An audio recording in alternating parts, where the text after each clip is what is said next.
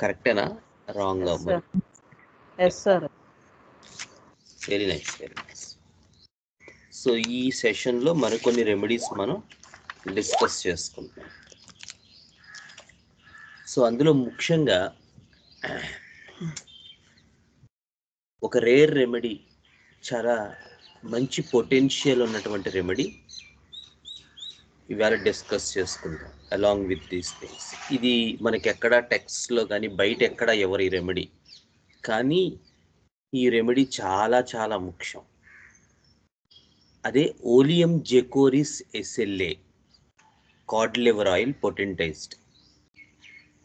టాన్సిల్స్లో one of the ranked రెమెడీస్లో మనకి oleum jecoris SLA కూడా కనబడుతూ ఉంటుంది.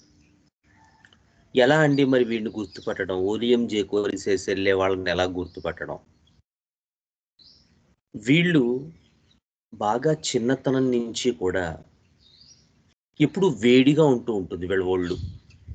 రాసుకోండి, కొంచెం గోరువెచ్చగా ఉంటుంది, అంటే నార్మల్ టెంపరేచర్ కన్నా కొంచెం టెంపరేచర్ వచ్చినట్టు ఉంటుంది వీడిని ముట్టుకుంటే. చాలా చిన్నతనం నుంచి ఉంటుంది. అలాగే వీళ్ళకి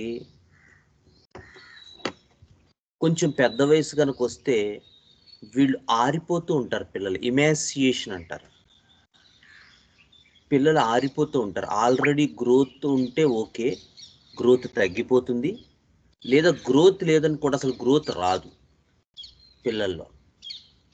వెయిట్ పుటప్ అవ్వరు. మీకు మదర్స్ చెప్తారు, ఏంటండి బాబు మా అబ్బాయి అస్సలు పెరగట్లేదు, బరువు ఎప్పుడు అదే బరువు ఉంటున్నాడు అంటారు.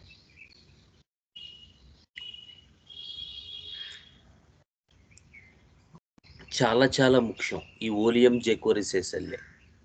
మూడవది ఇంకొక ఇంపార్టెంట్ పాయింట్, వీళ్ళల్లో వీళ్ళ తల ఎప్పుడు వేడిగా ఉంటుంది.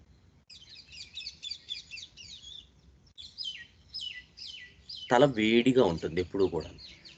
అలాగే వేడిగా ఉన్నప్పటికీ తలలో చెమటలు పోస్తూ ఉంటాయి. తల వేడిగా ఉంటుంది, వేడిగా ఉన్నప్పటికీ తల చెమట పోస్తుంది. ఇవి చాలా ఇంపార్టెంట్. ఇక నాలుగవది, మూడవది హెడ్ హాట్ విత్ స్వెట్స్. ఇంకో రెమెడీ ఏముందండి? Hot perspiration on the head. Head హాట్గా ఉంటుంది, but very good Srikar, opium. So ఓపియంలో కూడా ఆ సిమ్టమ్ మనకి కనబడుతూ ఉంటుంది. నాలుగవది, మీరు ఈ పిల్లల్ని జాగ్రత్తగా గమనిస్తే వీళ్ళు సఫిషియెంట్గా ఓల్డర్ అయితే వాళ్ళే చెప్తారు, లేదా కొంచెం చిన్నపిల్లలు అయితే చెప్పలేకపోతే అస్తమానం ఈ మోకాళ్ళు, ఈ జాయింట్స్ పెయిన్స్ ఉన్నట్టుగా బిహేవ్ చేస్తారు, లేదా ఒక్కొక్కసారి కాళ్ళు లాగుతున్నాయని చెప్పచ్చు. మోడ్ ఆఫ్ ఇది ఎలాగైనా ఉండొచ్చు కాక, బట్ ఎక్స్ప్రెషన్ మాత్రం క్లియర్గా మనకి ఇది వస్తూ ఉంటుంది.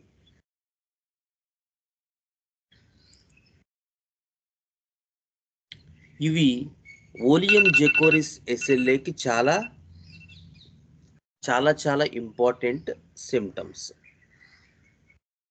గుర్తుపెట్టుకోండి. ఇలాంటి సిమ్టమ్స్తో కనుక మీకు టాన్సిల్స్ అసోసియేట్ అయ్యిందని కూడా ఇంకొకటి కూడా ఉంది, ఐదవది. వీళ్ళకి అంటే ఇది చాలా రెమెడీస్లో ఉన్నప్పటికీ ఇది ర్యాంక్డ్ రెమెడీ. వీళ్ళకి అస్తమాను జలుబు చేస్తూ ఉంటుంది, విసిగిపోతుంది హోమియోపతి ప్రిస్క్రైబర్కి. సపోజ్ జూన్లో జలుబు చేసింది, బ్రయోనియా ఇచ్చాం, తగ్గింది. జ్వరం వచ్చింది, కొంచెం తగ్గింది. జూలైలో రూస్టాక్స్ ఇచ్చాం, మళ్ళీ జలుబు చేసింది, రూస్టాక్స్ ఇచ్చాం. ఆగస్టులో బ్యాసిలినం ఇచ్చాం. సెప్టెంబర్లో ఆర్సనిక్ ఆల్బమ్ ఇచ్చాం.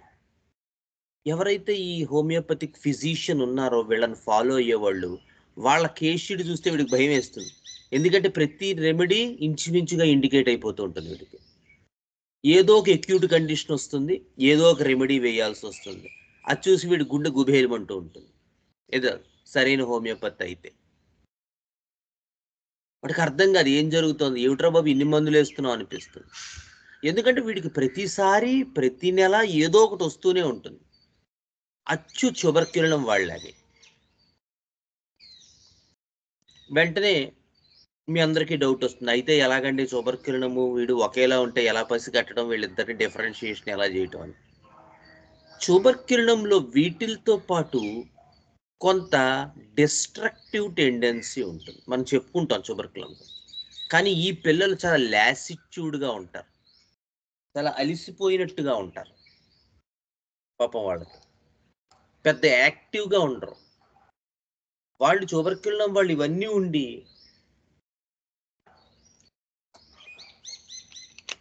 వాడు మహా యాక్టివ్గా ఉంటాడు, వీడు అలా ఉండడు, వీడు చాలా డల్గా ఉంటాడు, సోలిపోయి ఉంటాడు, సొమ్మసిల్లిపోయి ఉంటాడు, యాక్టివ్గా ఉండలేడు పాపం. ఒకటి. రెండోది, ఓలియం జెకోరిసెసెల్లే చాలా డీప్ యాక్టింగ్ రెమెడీ అయినప్పటికీ కూడా యాంటీ మయాస్మెటిక్ రెమెడీలో ట్యూబర్క్యులినంతో ఉన్నటువంటి సరిపోల్చలేము దాన్ని. అది కూడా డీప్ యాక్టింగ్ రెమెడీయే, బట్ ట్యూబర్క్యులినం దీనికి బాస్. మనకి రెమెడీస్లో కూడా ఎప్పుడు క్రానిక్ హోమియోపతిక్ ప్రిస్క్రైబరు రెమెడీ తాలూకు డెప్త్ ఆఫ్ యాక్షన్ ఎప్పుడు కూడా తెలుసుకోవాలి. ఒక రెమెడీ ఇస్తున్నామంటే ఈ రెమెడీ తాలూకు యాక్షన్ ఎంతవరకు ఉంటుంది అనేది మనం జడ్జ్ చేయగలగాలి. ఉదాహరణకి రస్టాక్స్ ఇచ్చామనుకోండి ఒక క్రానిక్ కేసులో, రస్టాక్స్తో మనం కేసు క్యూర్ అవుతుందని భావించకూడదు. 99.99% కేసు క్యూర్ అవ్వదు రస్టాక్స్తో. డెఫినెట్గా దానికి ఒక యాంటీ మయాస్మెటిక్ రెమెడీ వేయవలసి ఉంటుంది. అది ఏంటి అనేది ఆ కాన్స్టిట్యూషన్ డిసైడ్ చేస్తుంది. అలా కాకుండా రస్టాక్స్ చితక్కొట్టేసావు అనుకోండి, కోపం వచ్చినట్టు అస్తమానం, చివరికి రస్టాక్స్ ప్రూవింగ్స్ వచ్చేస్తాయి వాళ్ళు. అందుకని ది బెస్ట్ ఒక డోసు వేసి వెయిట్ చేయటం, లేదు అవసరం అనుకుంటే కొంత రిపిటీషన్ చేయటం. కొంతమంది ఫిజిషియన్స్ వారానికి ఒకసారి రిపీట్ చేయటం, లేదా 3 డేస్కి ఒకసారి రిపీట్ చేసేవాళ్ళు ఉన్నారు. కొంతమంది డైలీ 3 డేస్ పాటు కాన్సిక్యూటివ్గా 3 డోసెస్ ఇచ్చి వెయిట్ చేసేవాళ్ళు ఉన్నారు. ఇలా రకరకాల ప్రిస్క్రైబింగ్ మెథడ్స్ ఉన్నాయి.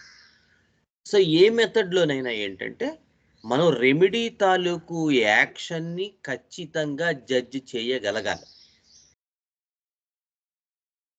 ఇది చాలా ముఖ్యం.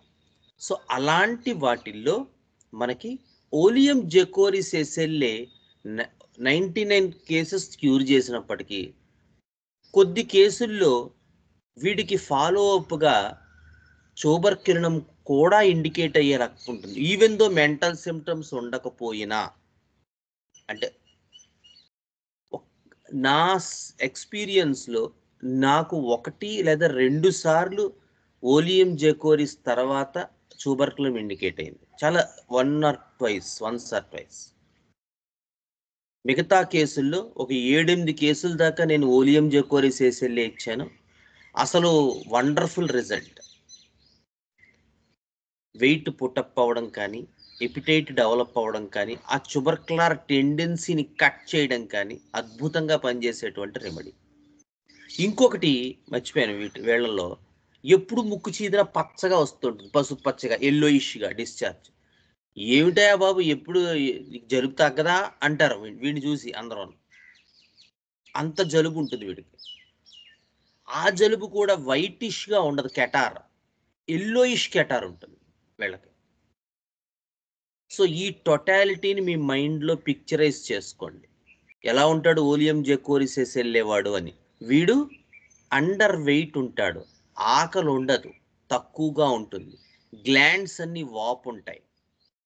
ముఖ్యంగా అది టాన్సిల్స్ అవ్వచ్చు, లేదా ఇంకా యాక్సిల్లరీ గ్లాండ్స్ అవ్వచ్చు, sublingual, submandibular, any type of glandular inflammation with chronic.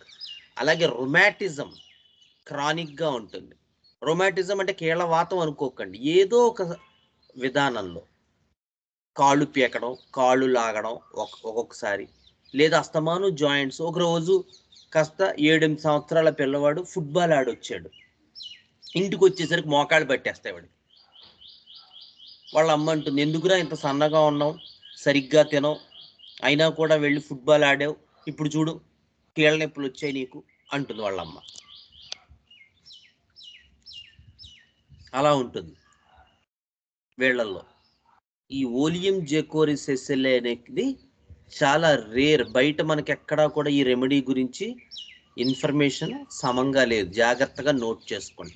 చాలా ట్యూబర్క్యులర్ టెండెన్సీ ఉన్న కేసులకి ఈ హాట్ హెడ్ ఒకటి, అస్తమాను అరిచేతులు వేడిగా ఉంటాయి, లేకపోతే ఒళ్ళు ముట్టుకుంటే వేడిగా ఉంటుంది. నిజంగానే ఒక్కొక్కసారి 99 టెంపరేచర్ వస్తుందండి. ఏముంటుందండి, ఎప్పుడు చూసినా వీడికి 99 ఉందంటూ ఉంటారు. తల వేడిగా ఉంటుంది, చెమట పడుతూ ఉంటుంది. అలాంటి మంచి పట్టు ఉన్న రెమెడీస్లో ఈ ఓలియం జెకోరిస్ ఎస్ఎల్ఏ ఒకటి. జాగ్రత్తగా స్టడీ చేసుకుని పక్కన రాసుకోండి. సో వీళ్ళతో పాటు ఇంకొకడు ఉన్నాడు, వాడే అయోడియం. వీడు కూడా చాలా వరకు వీళ్ళందరూ ఒక బ్యాచ్, ఒక జట్టు టీము. వీళ్ళు ఓలియం జెకోరిస్, అయోడియము, శానిక్యులా, ట్యూబర్క్యులినము, అబ్రోటానము, వీళ్ళందరూ ఒక బ్యాచ్. ఏమిటి ఎందుకు వీళ్ళందరూ ఒక బ్యాచ్ అంటే, వీళ్ళు ఎంత తిన్నా వీళ్ళకి ఫ్లెష్ డెవలప్ అవ్వదు. ఆకలి బాగానే ఉంటుంది, బాగానే తింటూ ఉంటారు, బట్ ఎప్పుడు సన్నగానే ఉంటారు. మా అబ్బాయి బాగానే తింటాడు కానీ ఎప్పుడు సన్నగానే ఉంటాడు అంటారు mother. No, acetic acid, TMV అవి ఈ బ్యాచ్లోకి రావు, వాళ్ళు వేరే గ్రూప్. ఈట్స్ ఎట్ ఎమాసియేషన్ ఉండొచ్చు ఇక్కడ. అలాంగ్ విత్ మన కాన్సెప్ట్ ఏంటంటే టాన్సిలైటిస్ టెండెన్సీ కూడా ఉండాలి. ఓన్లీ అదే ఉండదు. ఈట్స్ విత్ ఎమాసియేషన్ అనేది విత్ రిలేటివ్ టు టాన్సిలైటిస్ కూడా, అది కూడా చూసుకోవాలి మనం. అంటే మన థెరాప్యూటికల్ పాయింట్ అంతా కూడా టాన్సిలైటిస్ మీదే కదా నడుస్తుంది. సో మనం టాన్సిలైటిస్లో ఇండికేట్ అవుతూ అలాంగ్ విత్ ఈట్స్ విత్ ఎమాసియేషన్ ఉన్న రెమెడీస్ ఇవి. ఈవెన్ అబ్రోటానం కూడా అంత సఫిషియెంట్లీ రిలేటెడ్ కాదు నిజం చెప్పాలంటే మిగతా వాటికి ఉంది. బట్ ఇవి మాత్రం, మిగతావి మాత్రం డెఫినెట్గా మనకి టాన్సిలైటిస్ కేసెస్లో ఇండికేట్ అవుతాయి. చాలా జాగ్రత్తగా స్టడీ చేసుకోవాలి. వాడు ఎందులోకి వస్తున్నాడో చూసుకోవాలి, వాడి మెంటల్ పిక్చర్ ఎటు వెళ్తోంది, వాడి ఫిజికల్ జనరల్స్ ఎలా ఉన్నాయి, ఇవన్నీ కూడా మనం స్టడీ. అయోడియం వాడు ఎలా ఉంటాడు, ఇందాక ఓలియం జెకోరిస్ ఉన్నాడు, వాడికి వ్యతిరేకంగా ఉంటాడు ఈ అయోడియం వాడు. వాడికి చూడండి ఎప్పుడు ముట్టుకున్నా వాడి ఒళ్ళు వేడిగా ఉండి జ్వరం వచ్చినట్టు ఉంటుంది, వాడికి చలిచలిగా ఉంటుంది, చిల్లీగా ఉంటాడు వాడు. వీడు హాట్గా ఉంటాడు. అయోడియం పిల్లలు ఇలాంటి టైల్స్ ఏదైనా ఉన్నాయనుకోండి, ఇక్కడ వైట్ టైల్స్ ఉన్నాయి నా ఫ్లాట్లో, ఈ వైట్ టైల్స్ మీద చల్లటి గచ్చు మీద పడుకుంటాడు వాడు, చొక్కా విప్పి చల్లగా ఉందండి అంటాడు. చాలా చిన్న ఏజ్ నుంచి బట్టలు వేసుకోరు. మీరు బట్టలు వేసుకోవట్లేదంటే లాక్స్ఫిషియస్నెస్, హయోసామస్, రిమూవింగ్ క్లోత్స్ అనుకుంటారు, కానీ కాదు. వాడికి బట్టలు వేసుకోకపోవడం ఇష్టం కాదు, వాడికి కావాల్సింది చల్లదనం.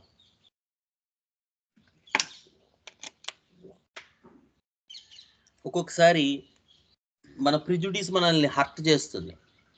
ఎందుకంటే ఎప్పుడో బుజ్జిగారు చెప్పారండి బట్టలు వేసుకోకపోతే హయోసామస్ అండి అంటారు. 100% హయోసామస్ కాదు. ఏ కారణం చేత, బుజ్జిగారు కూడా అది కూడా చెప్పారు, ఏ కారణం చేత వాడు వేసుకోవట్లేదు అనేది మనం స్టడీ చేయగలగాలి. సో అయోడియంలో it's not due to indecency like hyoscyamus. It is not due to a type of sexual mindedness like hyosamus, but it is due to a chronic pleasure of cold air. చాలా cold air aggravation ఉంటుంది మనకి హయోసామస్లో, sorry అయోడియంలో. So అయోడియంలో ఇంకొకటి, అయోడియంలో chest ఇమాసియేట్ అయిపోతుంటుంది, ఛాతి. లేడీస్లో అయితే all glands are enlarged but mammae dwindle అంటారు. అంటే ఈ బ్రెస్ట్స్ అనేటువంటివి డెవలప్ అవ్వవు. ముఖ్యంగా యంగ్ గర్ల్స్లో కనుక అది మేబీ రిలేటెడ్ విత్ టాన్సిలైటిస్ కావచ్చు. బట్ యంగ్ గర్ల్స్లో మీరు ఎక్కువ ఈ పాయింట్ చూస్తారు. వాళ్ళకి మిగతా అన్నీ ఎలా ఉన్నా chest size, breast size develop అవ్వాలి పాపం. అది కూడా చాలా ఇంపార్టెంట్ అనమాట. అలాంటి వాళ్ళల్లో ఉన్న ఆ యాంగ్జైటీ, ఆ రెస్ట్లెస్నెస్, బాగా ఎక్కువ తిరగాలనిపించటం, కుదురుగా కూర్చోలేకపోవటం, ఆల్వేజ్ ఆన్ మూవ్ అంటారు. విపరీతమైన యాంగ్జైటీ ఉంటుంది. అలా నడుస్తూ నడుస్తూ ఉంటారు. దేనికి నడుస్తున్నారో తెలియదు. హారిబుల్ థాట్స్ ఉంటాయి. థాట్స్ ఏదో ఒక ఆలోచనలు ఒక ఫ్లోలా వచ్చేస్తూ ఉంటాయి ఆలోచనలు అయోడియం పేషెంట్స్. పాపం ఆ థాట్స్ ఓవర్కమ్ చేయడానికి వాడు నడుస్తాడు. అయితే ఇంకా థాట్స్ ఎక్కువ ఉంటాయి వాడికి. నడిచే కొద్దీ ఇంకా ఎక్కువైపోతుంటాయి థాట్స్, ఆలోచనలు. మనం ఆలోచనలు అనగానే స్టాఫ్ సేకరీ అనుకుంటాం. ఎవడైనా ఆలోచించాడని కర్మగాలు చెప్పాడు అనుకోండి, వెంటనే వాడిని స్టాఫ్ సేకరీ అనుకుంటాం. What sort of thoughts? స్టాఫిసైక్రియాలో ఆలోచనలు ఏంటంటే వాడు ఇతరుని హర్ట్ చేసినవి కానీ, ఇతరులు వాడిని హర్ట్ చేసినవి కానీ అవి మాత్రమే గుర్తుకొస్తాయి. అయోడియంలో థాట్స్ అవి హర్ట్ రిలేటెడ్ కాదు, ఏమిటో తెలియని థాట్స్, ఒక రకమైన రెస్ట్లెస్నెస్ ఆఫ్ మైండ్. యూజువల్గా కొన్ని ఇంపల్సివ్ థాట్స్ కూడా వస్తూ ఉంటాయి అయోడియంలో. కత్తి ఉంటే కత్తిచ్చుకు అవతలని పొడి చేద్దాం అనిపిస్తుంది అక్కడ. వాడికే తెలియదు పాపం, వాడు చాలా ఆశ్చర్యపోతాడు, ఏమిటి నాకు ఇలాంటి థాట్ వస్తుంది. కత్తి కనబడింది అనుకోండి, పక్కవాడిని పొడి చేద్దాం అనిపిస్తుంది. అయోడియంలోను, అల్యూమినాలోను, హెపార్ సల్ఫ్లోను వీళ్ళలో ఆ sudden impulses with no reason develop అయిపోతాయి. స్టాఫిసైక్రియాలు అలా కాదు. వాడు ఊహించుకుంటూ ఉంటాడు. ఒక్కొక్కసారి హర్ట్ అవుతుంది, లేదా హర్ట్ని ఇమాజిన్ చేసుకుంటారు. కొంతమంది ఉంటారు నిజానికి వాడు ఏం హర్ట్ అవ్వడు, ఎవడి పని వాడు చేసుకుంటూ ఉంటాడు. ముఖ్యంగా స్టాఫిసైక్రియాలో ఏముంటుందంటే కొంత ఎగోటిజం ఉంటుంది స్టాఫిసైక్రియాలో. ఆ ఎగోటిజం వల్ల వీడు గనక సరిగ్గా గుర్తింపు పొందలేకపోతే, లేదా వీడిని పాపం పొరపాటున వాళ్ళు గుర్తించలేదు, అలా అలా వెళ్తూ వాడిని చూడలేదు, ఇక వాడికి వచ్చేస్తుంది అయ్య బాబోయ్ నన్ను చూడలేదు, నన్ను అవమానించేశారు, అలా ఊహించేసుకుంటాడు. వాడేం వీడిని ఏం అండో, వాడి పని వాడు చేసుకుంటూ ఉంటూ వెళ్ళిపోతూ ఉంటాడు. వెళ్ళేటప్పుడు వీడికి చెప్పలేదు అనుకుందాం, లేకపోతే పని జరుగుతున్నప్పుడు మధ్యలో వచ్చి సరే ఈ పని చేస్తున్నారని చెప్పలేదు. బాస్ ఉన్నాడు, బాస్కి చెప్పకుండా వాడు ఏదో పని చేశాడు, అంతే బాస్ స్టాఫిసైక్రియా అంటే ఇక దాన్ని ఊహించేసుకుంటాడు. వాడు పని చేసుకుంటాడు తప్ప వీడితో రిలేట్ అయ్యి ఏం చేసుకోడు వాడు. అయినా కూడా వీడికి హర్ట్ అయిపోతాడు. ఆ హర్ట్ ఇంక తిరుగుతూ ఉంటుంది బ్రెయిన్లో. సో స్టాఫిసైక్రియాలో హర్ట్ రిలేటెడ్ థాట్స్ వస్తాయి, అయోడియంలో ఇంపల్సెస్ వస్తాయి.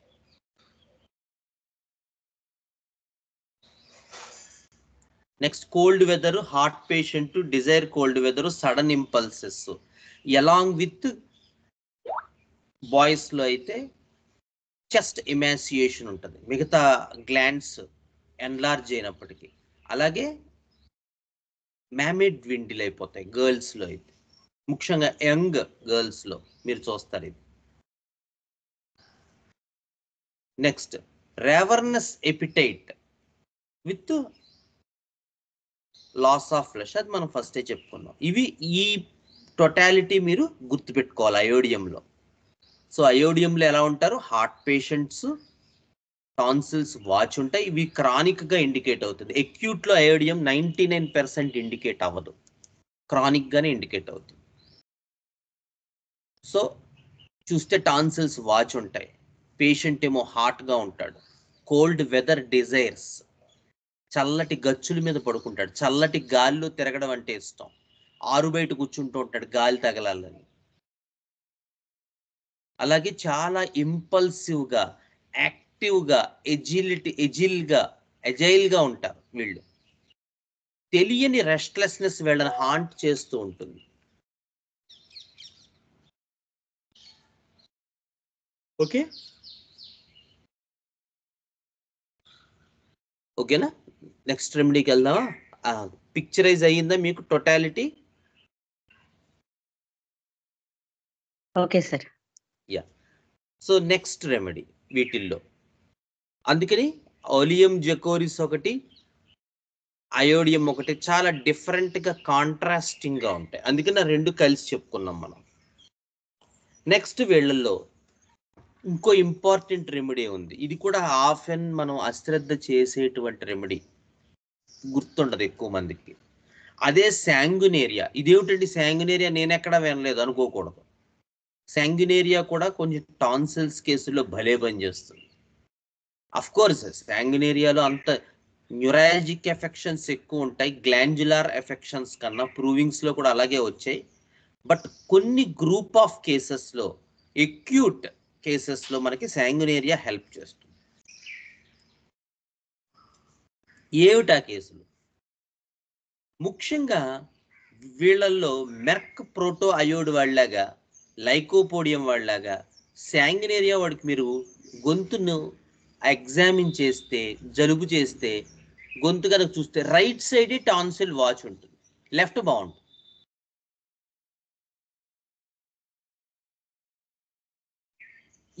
ఇక్కడ ఇలా వాచ్ ఉంటుంది. వాడు గొంతు నొప్పి చెప్తూ ఉంటాడు, ఎక్యూట్లో నేను చెప్పేది. జలుబు చేస్తుంది, తుమ్ములు వస్తూ ఉంటాయి, ఫీవర్ ఏం పెద్దగా ఉండదు, గొంతు నొప్పి అని చెప్తాడు. ఇదంతా మంట అంటాడు. శాంగునేరియాలో ఏంటంటే టాన్సిల్తో పాటు ఆ ఏరియా అంతా ఇన్ఫ్లేమ్ అయిపోయి రైట్ సైడ్ పెయిన్ వచ్చి ఈ మంట వస్తుంది, గొంతులో మంట వస్తుంది, ముఖ్యంగా రైట్ సైడ్.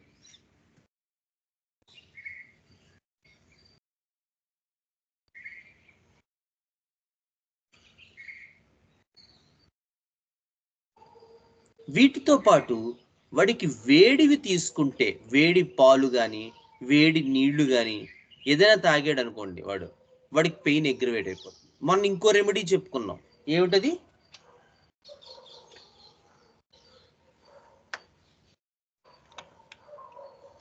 గుర్తుందా అండి, గుర్తులేదా?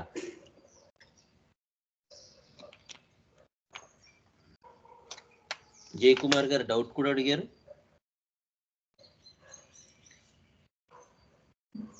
వేడి పాలు తాగితే అగ్రివేషన్, ఏ రెమెడీ అని చెప్పుకున్నాం?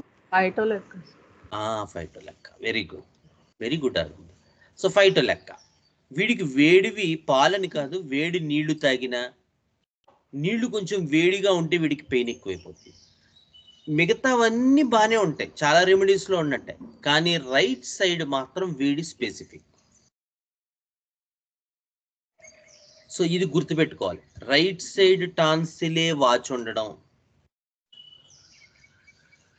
ఆ వాపు వల్ల మిగతా చోటంతా బర్నింగ్గా ఉండడం, డ్రైనెస్ కూడా ఉండడం, బర్నింగ్తో పాటు ఆరిపోయినట్టు ఉండడం, వేడివి తాగితే ఎక్కువైపోవడం, ఈ లక్షణాలన్నీ కనుక కలిసి ఉన్నట్టయితే అది డెఫినెట్గా ఈ శాంగ్యునేరియాతోనే తగ్గుతుంది, మిగతా రెమెడీస్తో అది తగ్గదు.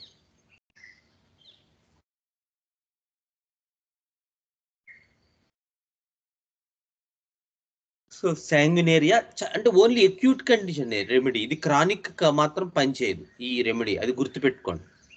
ఆ పర్టికులర్ టోటాలిటీతో కొంత హోల్డ్ చేస్తుంది, తర్వాత మీరు క్రానిక్గా సెలెక్ట్ చేసుకుని వీడికి అసలు క్రానిక్గానే వీడికి ఎప్పుడూ కూడా రైట్ సైడే టాన్సిల్ ఎన్లార్జ్ అవుతుంది అనుకోండి, వాడు మళ్ళీ లైకోపోడియం అటువైపు వెళ్తాడు, లేదా మెర్క్ ప్రోటో అయ్యోడు అలాగా. ఎప్పుడూ రైట్ సైడే ఉంటే అది కూడా మనం చూసుకుంటూ ఉండాలి.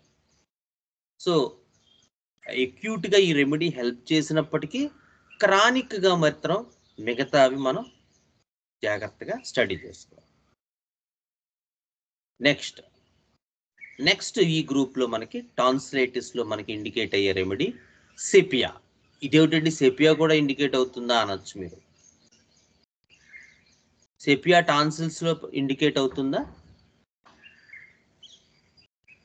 సో కొన్ని గ్రూప్ ఆఫ్ కేసెస్లో క్రానిక్ టాన్సిలైటిస్లో సెపియా చాలా అద్భుతంగా పనిచేస్తుంది.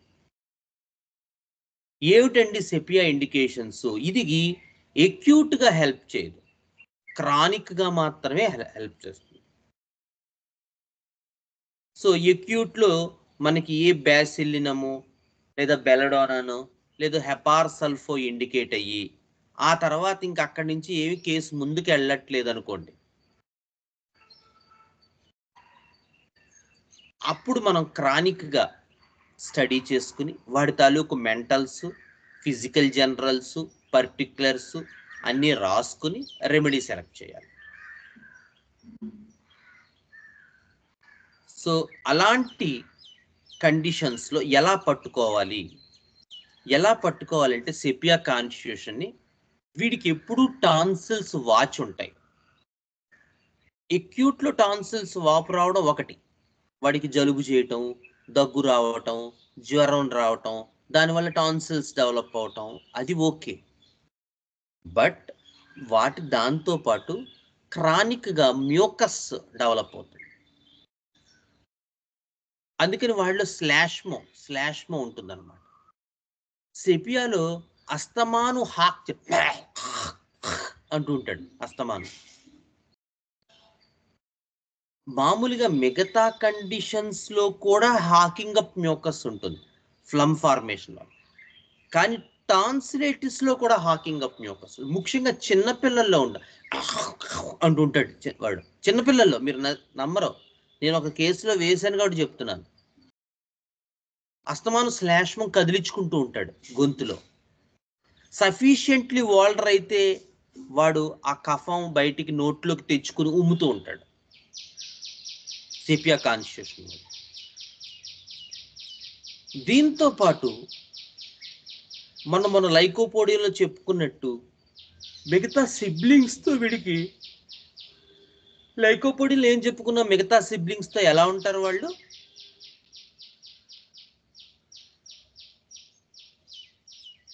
లైకోపోడియం పేషెంట్ మిగతా సిబ్లింగ్స్తో ఎలా ఉంటారమ్మా? డామినేటింగ్ గా ఉంటారు, చాలా డాగ్మాటిక్ గా ఉంటారు. వీడే ఓ ఫాదర్లా ఫీల్ అయిపోతూ ఉంటాడు. మనకి సినిమాల్లో కూడా చూపిస్తారు ఇలా క్యారెక్టర్స్. మొన్న ఈ మధ్య బ్రో అనే సినిమా వచ్చింది చూడండి, అందులో ఆ హీరో క్యారెక్టర్ వాడు అస్తమానం మిగతా వాళ్ళు వాడిని, అంటే ఆ డైరెక్టర్ భలే చూపించాడు ఆ పాత్రను. మిగతా వాళ్ళ కంటికి వాడు ఎప్పుడూ కూడా వాళ్ళ ఫాదర్లా కనబడుతూ ఉంటాడు. ఓ పచ్చ కండువా వేసుకుని నోట్లో చొట్ట పెట్టుకుని అలాగా. రియల్గా లైకోపోడియం వాళ్ళు అలా ఉంటారు. వాళ్ళ సిబ్లింగ్స్ మీద చాలా డాగ్మాటిక్ గా ఉంటారు, చాలా అధికారం చూపిస్తూ ఉంటారు. సరిగ్గా దానికి వ్యతిరేకంగా ఉంటాడు ఈ సెపియా వాడు. వీడి సిస్టర్ అనుకుందాం, వీడి చెల్లి ఉందనుకుందాం. వీళ్ళిద్దరూ స్కూల్కి వెళ్తే, యారా చెల్లి అన్నం తిందా? ఏమో నాకేం తెలుసు, దాన్ని అడగండి అంటాడు. వీళ్ళిద్దరూ స్కూల్కి వెళ్తే స్కూల్లో చెల్లికి సంబంధించిన ఏ విషయం వీడు పట్టించుకోడు. ఆ బ్యాగ్ ఆవిడే మోసుకొస్తుంది. రే ఈవేళ వెళ్ళేటప్పుడు చెల్లి బ్యాగ్ నువ్వు మోసుకెళ్ళు, ఎందుకంటే దాని జ్వరం వచ్చి తగ్గిందిగా అంటాడు. అలాగే అంటాడు. తీరా ఆ గడప దాటి లేదా బస్సు ఎక్కిన తర్వాత నువ్వెవరో నేనెవరో అన్నట్టు ఉంటాడు. సో మన మైండ్లో ఏంటంటే సెపియా అంటే ఇండిఫరెన్స్, ఎఫెక్షన్ లెస్ అంటే ఏవేవో ఊహించుకుంటూ ఉంటాం. అందరూ అలాగే చిన్న చిన్న విషయాల్లో కూడా ఉంటారు. అందరికీ ఒకేలా మెంటల్ సిమ్టమ్స్ ఉండకపోవచ్చు. లేదా ఉదాహరణకి చెల్లెళ్ళు సెపియా అనుకుందాం, అన్నయ్య మామూలు వాడు అనుకుంటే, నార్మల్ హెల్దీ బీయింగ్ అనుకుంటే, అమ్మా అన్నయ్య వచ్చాడా నీతో? ఏమో నాకేం తెలుసు అంటుంది. ఇద్దరూ కలిసి స్కూల్కి వెళ్తారు. అస్సలు తన సిబ్లింగ్ గురించి ఏ రకమైన కేర్ కానీ, ఏ రకమైనటువంటి హెల్ప్ కానీ, ఏ రకమైన ఫేవర్ కానీ చస్తే చేయడి చెప్పేవాడు.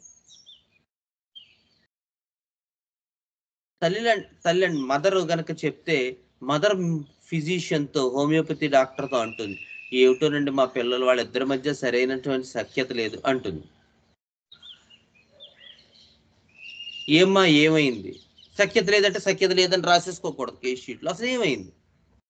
ఏమోనండి, మా రోజు ఇద్దరు స్కూల్కి వెళ్తారు, అసలు తమ్ముడు గురించి అసలు ఏమీ పట్టించుకోడు, తమ్ముడు ఎరేజర్ వదిలేసాడు, బాక్స్ వదిలేసాడు, తేరా అంటే తేడో, వాడు అన్నం తిన్నాడో లేదో చూడరా అంటే చూడడం, మధ్యాహ్నం లంచ్ అవర్లో అని చెప్తూ ఉంటుంది మదర్. సో మరి వీర హోమియోపతిలు అయితే అవన్నీ సిమ్టమ్స్ కింద రాసేసుకుంటారు. లేదు హోమియోపతి బద్ధకం అయితే అసలు సిమ్టమే రాసుకోరు. కానీ మనకు కావాల్సింది అందులో ఉండే ఫ్లేవర్. వాడు ఎందుకు అలా చేస్తున్నాడు? Because he is indifferent to his siblings. అలాగని వాళ్ళ మీద ద్వేషం, పగ, కసి, లెగసిస్ వాళ్ళలాగా అలా ఉండదు వాడికి. వాడు పట్టించుకోడు అంతే. సెపియాలో ఏంటంటే ప్రాబ్లం, వాడు ఆ ఎఫెక్షన్ అనేటువంటి ఒక తాళం వాళ్ళు తెరుచుకోదు. అలా ఉన్న పిల్లల్లో మీకు అస్తమాను జలుబు చేయటం, ఫీవర్ రావటం, డాక్టర్ టాన్సిల్స్ ఉండడం ఉన్నాయని చెప్పడం జరిగితే ఎక్యూట్లో ఏ బెలడానో లేదా హెపార్ సల్ఫో ఫైటోలెక్కానో శాంగినేరియానో ఇండికేట్ అయ్యి ఆ ఎక్యూట్ కండిషన్ వరకు తగ్గి పిల్లల్లో ఈ రకమైనటువంటి మెంటల్ సిమ్టమ్స్ వస్తున్నాయి అంటే గుర్తుపెట్టుకోండి, ఆ కేసు సెపియాలోకి వెళ్తుందని అర్థం. అందుకని మీరు పిల్లలు చూస్తే కొంతమంది ఏం చేస్తారు, ఫస్ట్ పిల్లలు ఎవరైనా కొత్త వాళ్ళు వచ్చారనుకోండి ఇంటికి, వాళ్ళ మామయ్యో అత్తో లేకపోతే ఎవరైనా అలాంటి వాళ్ళు వచ్చారనుకోండి, ఇమీడియట్గా పిల్లలు ఏం చేస్తారు చెప్పండి? అమ్మమ్మో, తాతో, అత్త, పిన్ని, బాబాయ్ ఇలాంటి వాళ్ళు ఊరి నుంచి వీళ్ళ ఇంటికి వచ్చారు. ఇంట్లో ఉన్న పిల్లలు ఫస్ట్ ఏం చేస్తారు? వాళ్ళని వెళ్ళి హగ్ చేసుకుంటారు కదా. అది చస్తే చెడు చెప్పేవాడు. Very good Aravinda. There is no aspect such as clinging. వాడికి ఇంకా ఎవర్షన్ ఉంటుంది క్లింగింగ్ అంటే. మనం ఏమైనా రూబ్రిక్ రాయొచ్చు, క్లింగింగ్ ఎవర్షన్ టు అని సెపియా పెట్టుకోవచ్చు కొత్తగా. పిన్ని వచ్చిందిరా అంటే ఆహా అంటాడు, వాడు ఆట ఏదో వాడు ఆడుకుంటాడు. తాత వచ్చారా హాయ్ చెప్పు అంటుంది, సరేలే అంట.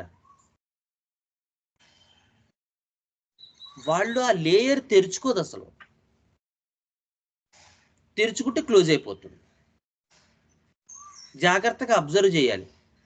There is no such thing as clinging. ఒక 6-7 పిల్లలు కూడా వాడు కన్సల్టింగ్ రూమ్ లోకి వచ్చారనుకోండి, తల్లిలా వాడిని చేయి పట్టుకుని రాకూడదు అంటాడు. వాడు ఇష్టపడ్డవాడు ఊళ్ళో కూర్చోబడి. ఇప్పుడు ఒకే క్లినిక్ లో 2 కుర్చీలు ఉన్నాయి, ఓ దాంట్లో అమ్మ కూర్చుంది, ఓ దాంట్లో నాన్న కూర్చున్నాడు. సో టాన్సిల్స్ కి చూపించడానికి వచ్చారు ఈ మహానుభావుడిని. రారా నా ఒళ్ళో కూర్చో అని ఇలా లాగింది అనుకోండి, అంటాడు వాడు. వాడికి ఇష్టం ఉండదు. There is no such thing called clinging in sepia.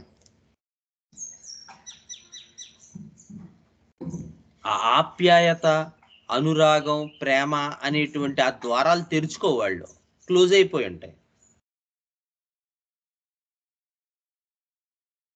చెప్పాను వీటితో పాటు ఆ పైది కూడా చూసుకోవాలి. అస్తమానం కఫం నోట్లోకి తెచ్చుకుని ఉమ్ముకోవటం, లేదా గొంతు సకిలించుకోవటం. నెక్స్ట్ గ్లాండ్స్ లో కూడా నెక్ లో కూడా గ్లాండ్స్ స్వెల్ అవుతూ ఉంటాయి. నాట్ ఓన్లీ టాన్సిల్స్, లేదా యాక్సిల్లాలో అవ్వచ్చు, మిగతా చోట్ల కూడా బిళ్ళలు కడుతూ ఉంటాయి కొంచెం.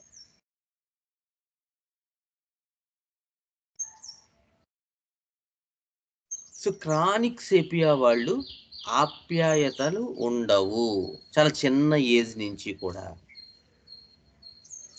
అదే మీరు ఏ చాక్లెట్ తీసుకున్నారనుకోండి, వాడి మీదక్కేసి కౌగులించేసుకుంటాడు. చాక్లెట్ రెమెడీ మనకి మాల్వేల్స్ ఫ్యామిలీకి చెందినటువంటి రెమెడీ. వీళ్ళు సరిగ్గా సెపియాకి ఆపోజిట్గా ఉంటారు. వీళ్ళకి ఎప్పుడూ కౌగిలించుకోవడం కావాలి, చాక్లెట్, ఫాస్ఫరస్. సో ఇలాంటి సినా వాళ్ళు, యాంటింక్రూడ్ వాళ్ళు కూడా ఉంటారండో.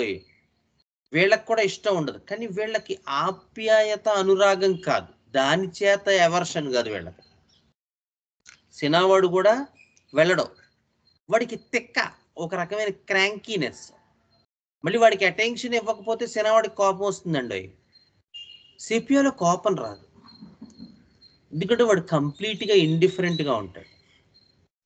మళ్ళీ పెద్ద సెపియాల్లో ఉంటుంది, పెద్దవాళ్ళల్లో సెపియా ఇండికేట్ అయితే వాళ్ళకు వచ్చే ఇండిఫరెన్స్ వేరు, అది వేరే. మరి దాన్ని ఇక్కడ ఇంకొకటి ఏంటంటే, హోమియోపతిలో మనం ఏదైనా ఒక రెమెడీ గురించి చదువుకున్నాం అనుకోండి, ఉదాహరణకు సిలికా తీసుకుంటే నెక్స్ట్ వస్తుంది.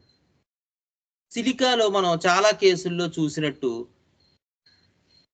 కొన్ని మెంటల్ సిమ్టమ్స్ స్టడీ చేసాం అనుకోండి, ప్రతి చోట ఆ సిమ్టమ్స్ ఉన్నాయని మనం వెతకూడదు.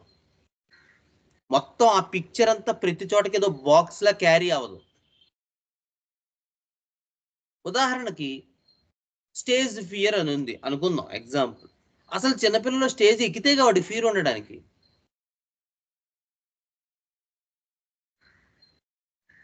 వాడికి అసలు 7-8 ఏళ్ళ పిల్లలకి స్టేజ్లు ఏమి ఎక్కుతారు వాళ్ళు? సో ఆ సిమ్టమ్ ఇక్కడ ఉంటుంది. ఆన్సర్ ఆ పిల్లల్లో స్టేజ్ ఫియర్ లేదు అనకూడదు, మిగతా సిలికా తాలూకు ఆస్పెక్ట్స్ ఉన్నాయేమో సెర్చ్ చేయాలి. సో చాలా మంది ఒక్కొక్కసారి ఈ నెగిటివ్ సిమ్టమ్స్ అంటారు, అంటే ఇది లేదు కాబట్టి అలాంటివి చూడకూడదు, ఉన్నదేంటో చూడాలి, లేనిదేంటో వెతకూడదు, ఉన్నదేంటో చూడాలి. ఓకేనా? సెపియా అర్థమైంది కదా? ముందుకు వెళ్ళొచ్చా? Okay sir. Right. Next silica. ఇది కూడా క్రానిక్ రెమెడీ, అంటే ఎక్యూట్ టాన్సిల్స్ లో మనకి ఏమి ఇండికేట్ అవ్వదు. మరి సిలికా వాడిని ఎలా గుర్తుపట్టాలి? టాన్సిల్స్ కేసెస్ లో children who are suffering with tonsils, అలాంటి వాళ్ళల్లో సిలికా గుర్తుపట్టడానికి మన దగ్గర ఉండేటువంటి ఇండికేషన్స్ ఏంటి? ఈ సిలికా వాళ్ళు చిల్లీగా ఉంటారు, చలి ఎక్కువగా ఉంటుంది. ఏదైనా కాస్త వాతావరణం చల్లగా ఉందనుకోండి, ఇప్పుడు ఉన్నట్టు, వెంటనే వీడు స్వెటర్ వేసుకుంటాడు సిలికా వాడు, లేదా చలిగా ఉందని చెప్తాడు వాళ్ళ మదర్తో. ఎక్స్ప్రెసివ్గా ఉంటారు సిలికా వాళ్ళు. చాలా చిన్న పిల్లల నుంచి బెరెటా కార్బ్ వాళ్ళు ఎక్స్ప్రెషన్ ఉండదు వాళ్ళకి, అసలు ఎక్స్ప్రెస్ చేయలేరు వాళ్ళు.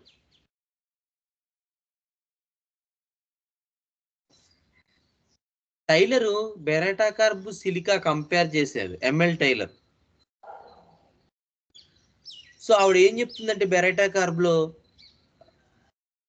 చిల్లీగా ఉంటారు, సిలికా వాళ్ళు కూడా చిల్లీగా ఉంటారు, కానీ మెంటల్స్లో సిలికా వాళ్ళు చాలా ఫర్మ్గా ఉంటారు, డెఫినెట్గా ఉంటారు, రిజిడ్గా ఉంటారు.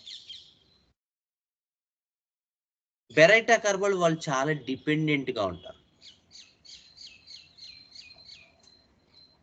ఏ పని సొంతంగా చేయలేరు. బెరెటా కార్బ్ చెయ్యాలంటే వాడికి భయం వేస్తుంది, పాప శక్తి సరిపోదు, ఇంటెలెక్ట్ లెవెల్స్ తక్కువ ఉంటాయి బెరెటా కార్బ్లో. కానీ సిలికా వాడు చాలా ఫర్మ్గా ఉంటాడు, వాడికి ఇంటెలెక్ట్ లెవెల్స్ ఎక్కువ ఉంటాయి.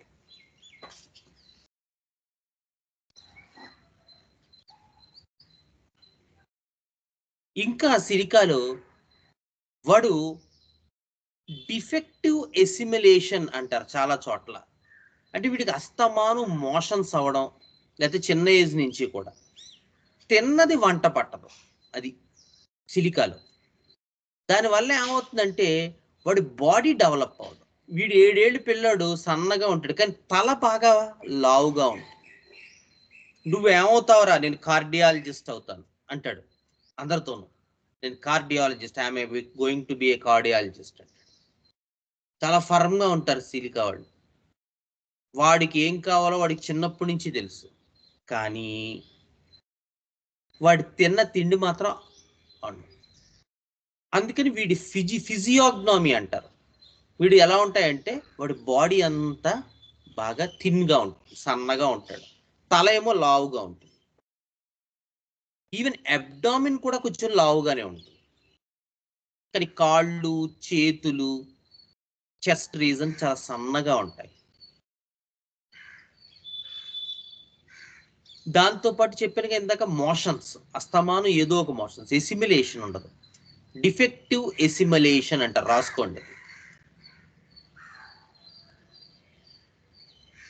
చాలా మొండిగా ఉంటారు, సెల్ఫ్ డిటర్మినేషన్తో ఉంటారు, పెంకిగా ఉంటారు.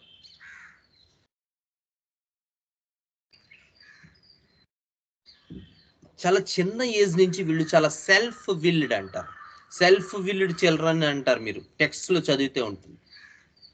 ఎందుకంటే వాడు చాలా ఫార్మ్గా ఉంటాడు, వాడి నిర్ణయం వాడే తీసుకుంటాడు. మనం చిల్డ్రన్లో చూసే ఆ అమాయకత్వపు ఛాయలు ఏవైతే ఉంటాయో అవి సిలికాలో కనిపించవు. ఈవెన్ సెపియాలో కూడా కనిపించవు, సల్ఫర్లో కూడా కనిపించవు, చిత్రంగా. నెక్స్ట్ వచ్చే సల్ఫర్లో కూడా అవి కనిపించవు. అయితే వేరే వేరే కారణాల చేత సిలికాలో ఆ పెద్దరికం ఛాయలు దేని వల్ల కనిపిస్తాయంటే, వాడికి చాలా చిన్నతనం నుంచి తన జీవితం పట్ల ఒక అవగాహన ఉంటుంది, తన జీవితం పట్ల. సెపియాలో ఆప్యాయత, అనురాగాలు అనేటువంటివి రాకపోవడం చేత, అవి డెవలప్ కాకపోవడం చేత వాడు కొంచెం పెద్దరికంగా కనపడుతూ ఉంటాడు. ఎందుకంటే వాడికి అమాయకత్వం ఏమి ఉండదు, క్లింగీనెస్ ఏమి ఉండదు. సల్ఫర్లో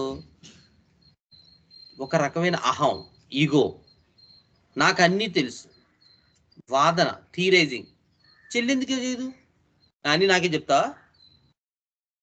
అది కాదురా అక్కడ ఉన్నటువంటి ప్లేట్ కదా తెమ్మన్నాను ఇక్కడికి, అయితే అలాంటి విషయాలు ఆడవాళ్ళు చేయాలి, చెల్లికి చెప్పు, నాకు కాదు అంటాడు సల్ఫర్.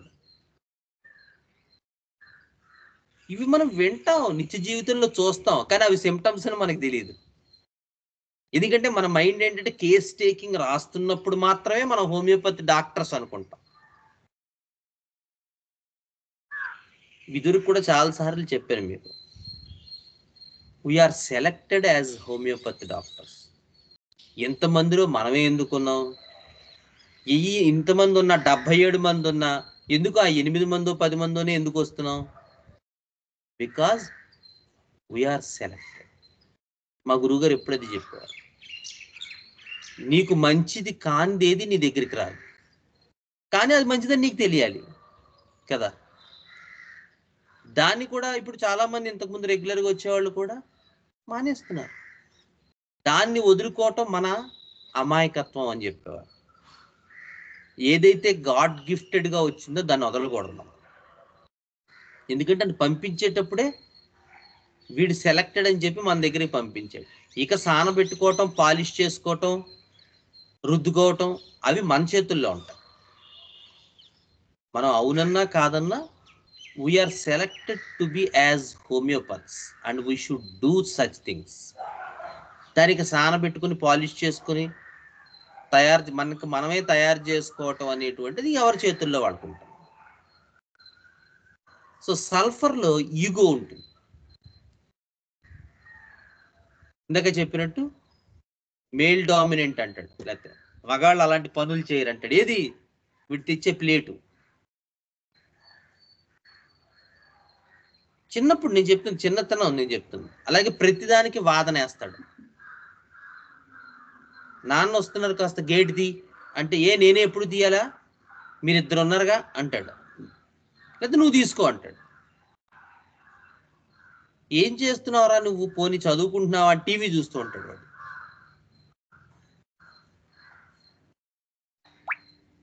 ఏం చదవడు, ఏం చేయడు వాడు.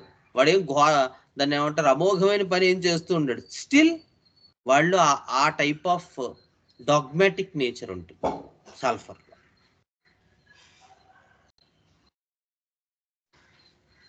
నెక్స్ట్ సిలికాలో ఇంకో ముఖ్యమైన సిమ్టమ్ ఏంటంటే, సిలికాలో మనం చాలాసార్లు టెక్స్ట్లో చదువుకుంటాం, కానీ అదేంటో తెలియదు. వాడికి స్వెట్ పడితే అక్కడ స్మెల్ వస్తుంది.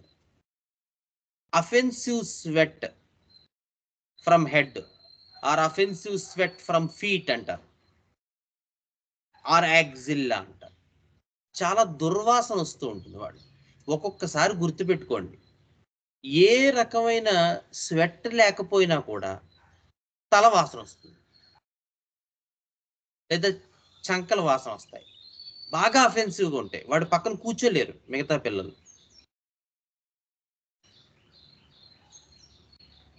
సో స్వెట్ ఉండి అఫెన్సివ్గా ఉండడం ఇంక చాలా బాగుంటుంది. కరెక్ట్గా సిలికాన్ మనకు తెలుస్తుంది. స్వెట్ పట్టలేదంటారు. ఉదాహరణకు కొంతమంది పేషెంట్స్ చెప్పరు, అబ్బాయి స్వెట్టింగ్ ఏం పెద్దగా కనిపించదని అంటారు. అంటే మనం వెంటనే సిలికా తీసేయకూడదు. స్వెట్ లేకపోయినప్పటికీ అఫెన్సివ్నెస్ ఆఫ్ పార్ట్స్ ఉన్న సిలికా ఇండికేట్ అవుతుంది.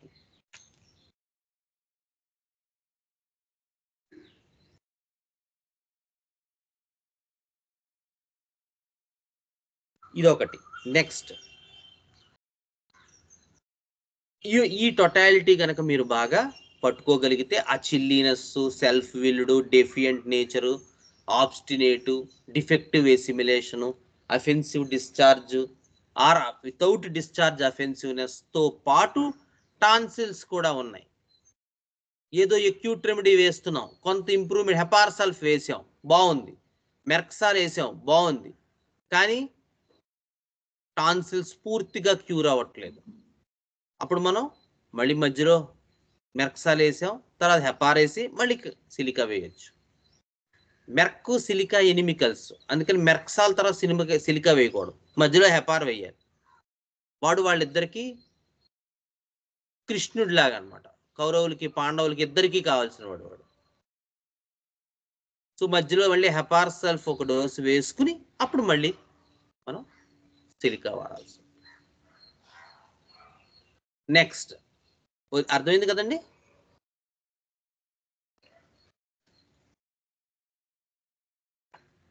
Hello yes sir. సార్ ఇక్కడ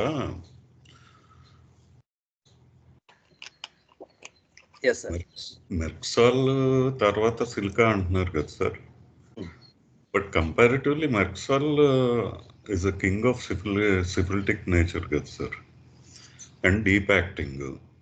దో silica is also a deep acting, but merc sol is considered to be more prominent deep acting remedy when compared to silica కదా sir. అది merc తర్వాత మళ్ళీ silica పట్టడం ఏంటి sir? ఎందుకంటే మెర్క్సాల్లో acute tonsillitis ని కూడా కంబాట్ చేసేటువంటి సిమ్టమెటాలజీ ఉంది. సిలికాలో ఎక్యూట్ సిమ్టమెటాలజీని టార్గెట్ చేసేటువంటి టోటాలిటీ సిలికాలో లేదు. మెర్క్ గ్రూప్ మనకి రాఘవన్ చెప్పాడు already. Merck group both acute and chronic tonsillitis లో ఇండికేట్ అవుతుంది. సో ఎక్యూట్ గా మెర్క్సాల్ పడి కాస్త బెటర్మెంట్ వచ్చి పూర్తిగా క్యూర్ అవ్వట్లేదు అనుకోండి, అప్పుడు వాడు క్రానిక్ గా కనుక మెర్క్సాలే అయితే పేషెంట్ అయితే, క్రానిక్ మెర్క్సాల్ పేషెంట్ వాడు క్రానిక్ గా మెర్కే పడుతుంది. లేదా వాడు క్రానిక్ సిలికా అనుకోండి, ఎక్యూట్ లో మెర్క్ పడింది, తర్వాత చూస్తే మళ్ళీ సిలికా సిమ్టమ్స్ కనబడుతున్నాయి, అప్పుడు మనం మెర్క్సాల్ తర్వాత సిలికా ఒకవేళ కనబడినా వేయకూడదు, ముందు ఒక డోసు హెపార్ సల్ఫ్ వేసుకుని సిలికా వేయాలి. సార్ ఇంకొక విషయం సార్, ఇప్పుడు మెర్క్సాల్ కి ఇనిమికల్ సిలికా కదా సార్, కానీ మెర్క్ కార్ కి అది కాంప్లిమెంటరీ చూపిస్తున్నారండి సార్. మెర్క్ కార్ కి అంటే ఇనిమికల్ రిలేషన్షిప్ అంటే ఏంటంటే, యూజువల్గా మన మాస్టర్స్ ఎవరైతే ఉన్నారో వాళ్ళు కొన్ని మందుల మీద రిలేషన్షిప్స్ వర్కౌట్ చేసినప్పుడు వాళ్ళకి కొన్ని చేదు అనుభవాలు ఎదురయ్యాయి. అందుకని ఒరే అబ్బాయి మేము ఇలా వేసాం, దానివల్ల డిఫరెన్సెస్ బాగాలేదు, పేషెంట్ నష్టపోయాడు, కొంచెం జాగ్రత్తగా ఉండండి అని మనకి ఇచ్చిన గైడ్ లైన్స్ అవి. అంటే నా డౌట్ ఏంటంటే సార్, మెర్క్ ఈజ్ ఎనిమికల్ అంటున్నాము, but at the same time merc cor is not inimical but complementary అంటున్నాం కదా సార్, అది హౌ ఇస్ ఇట్ దట్? అదే సార్, అదే ఇప్పుడు చెప్పాను కదా. ఇప్పుడు మెర్క్ కార్, ఇప్పుడు మీరు అనుకున్నారు, మీరు వేశారు మెర్క్ కార్ వేసిన తర్వాత కొంచెం ఆ సిమ్టమ్స్ తగ్గి, ఉదాహరణకు ఫిష్లా కేసు వచ్చింది, బాగా బ్లడ్ యూజ్ అయిపోతుంది, జిగురు పడుతుంది, మ్యూకస్ అయ్యింది. సో ముందు మీరు మెర్క్ కార్ వేశారు, బ్లడ్ అది తగ్గింది, చాలా వరకు ఇంప్రూవ్మెంట్ వచ్చింది. బట్ ఆ తర్వాత ఆ పస్సు అదంతా రావట్లేదు, లోపల చాలా పస్సు ఉండిపోయింది, పేషెంట్ ఏమో చిల్లీగా ఉన్నాడు. చలి చలిగా ఉంది, దుప్పటి కప్పుకుంటున్నాడు వాడు. జ్వరం చూస్తే జ్వరం ఉండదు. వారం అయింది, 2 వారాలు అయింది, వెయిట్ చేశారు. పేషెంట్ బాగా డిటీరియేట్ అయిపోతున్నాడు, తిన్నది ఎక్కట్లేదు, ఫీవర్ చూస్తే ఉండట్లేదు. మెర్కకర్తో బ్లడ్ వరకు తగ్గింది, మిగతా పార్ట్ ఏమి ఇంప్రూవ్ అవ్వలేదు. చూస్తే మీకు సిలికా సిమ్టమ్స్ కనబడ్డాయి. అప్పుడు సిలికా వేస్తే సిలికాతో తగ్గుతుంది. సో అలా ఎవరో వేసి మెర్కకర్ సిలికా కాంప్లిమెంటరీగా పనిచేస్తున్నాయని చెప్పి ఉండొచ్చు.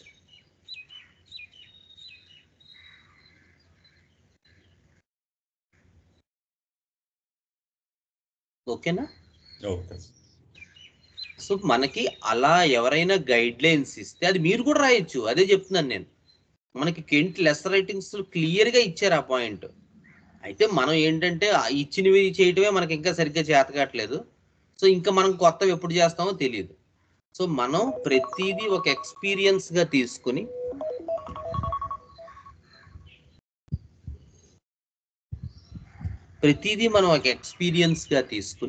ఆ ఎక్స్పీరియన్సెస్ని ఒక చోట జాగ్రత్తగా రాసుకుని మనం కూడా ఆ రకంగా ఇదిగోండి మెర్కకర్ తర్వాత జయకుమార్ గారు సిలికా ఇచ్చారు, మంచి కాంప్లిమెంటరీ రిలేషన్షిప్ వచ్చింది, రావచ్చు. అలాగే ఎవరో మాస్టర్స్ ఎవరో ఏ హ్యానిమన్నో బోరింగాసనో బోగరో ఎవరో మెర్క్సాల్ ఇచ్చిన తర్వాత అనుకోకుండా సిలికా ఇచ్చారు, అగ్రివేషన్ వచ్చింది. సో వద్దొద్దు మెర్క్సాల్ తర్వాత సిలికా ఇవ్వకండి అని వాళ్ళు గైడ్ లైన్స్ ఇచ్చారు. అప్పటి నుంచి అది ఇనిమికల్ రిలేషన్షిప్ గా కొనసాగుతుంది.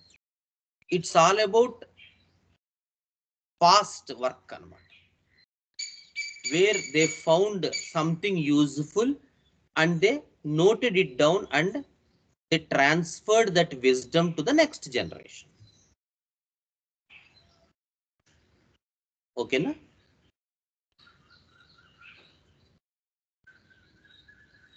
Okay sir. Okay sir. మెర్క్సాల్తో ఒక ఆయనకి మంచి అనుభవం ఎదురైంది, చెడ్డ అనుభవం ఎదురైంది, అందుకని ఇనిమికల్ ఇచ్చారు. మెర్కకర్తో ఇంకో ఆయనకి మంచి అనుభవం ఎదురైంది, అందుకని కాంప్లిమెంటరీ అని ఇచ్చారు, అంతే.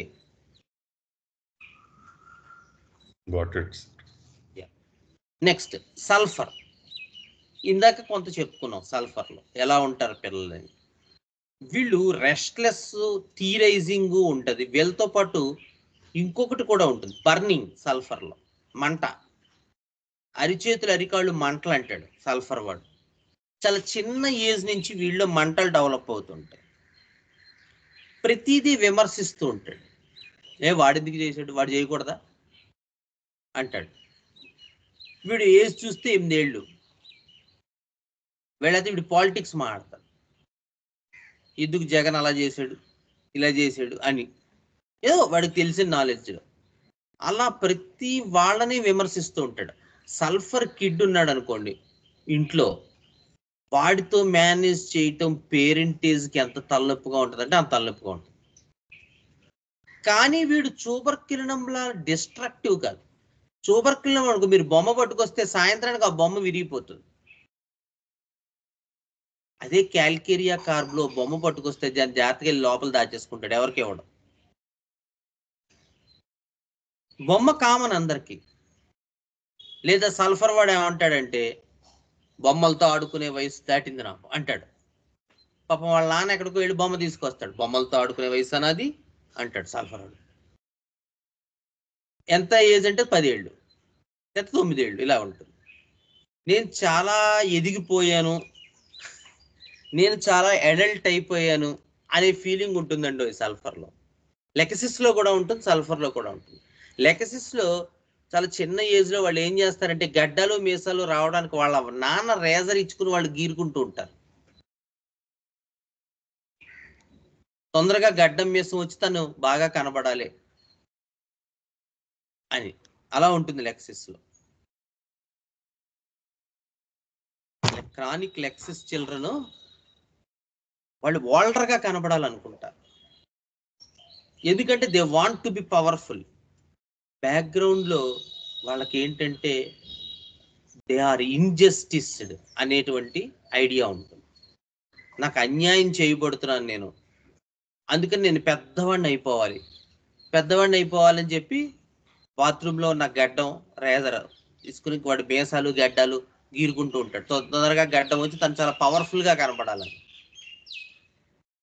సల్ఫర్ లో అటువంటి పనులు ఏం చేయరు, కానీ వాళ్ళు అయిపోయామని ఫీల్ అవుతారు. నేను నిజంగానే పెద్దవాడిని అంటాడు వాడు.